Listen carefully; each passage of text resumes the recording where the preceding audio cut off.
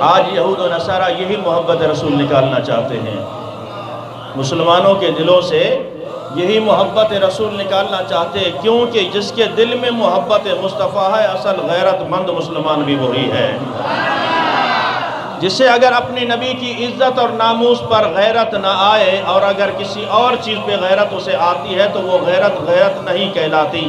غیرت ایمانی یہ ہے کہ حضور اکرم صلی اللہ تعالیٰ علیہ وسلم کی عزت اور ناموس پہ پہرا دیا جائے۔ آج چاروں طرف سے یا رسول اللہ،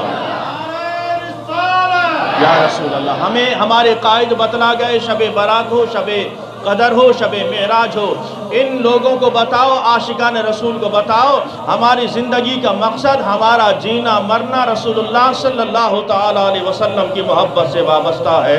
ہم اس زندگی کو کیا کریں گے جس زندگی میں اگر محبت رسول نہیں ہے؟ ہم اس چاہت کو کیا کریں گے جس چاہت میں چاہت مصطفیٰ نہ ہو؟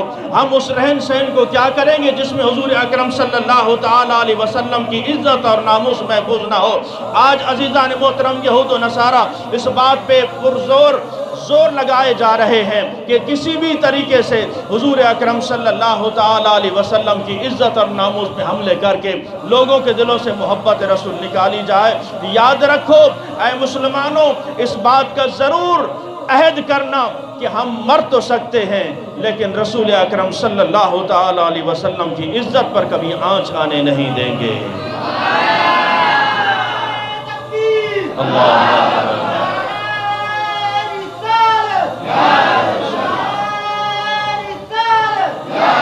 کیوں یا رسول اللہ؟ نماز اچھی، حج اچھا، روزہ اچھا، زکوٰۃ اچھی، مگر میں باوجود اس کے مسلمان ہو نہیں سکتا نہ جب تک کٹ مروں میں خواجہ بطحہ کی عزت پر، نہ جب تک کٹ مروں میں خواجہ بطحہ کی عزت پر۔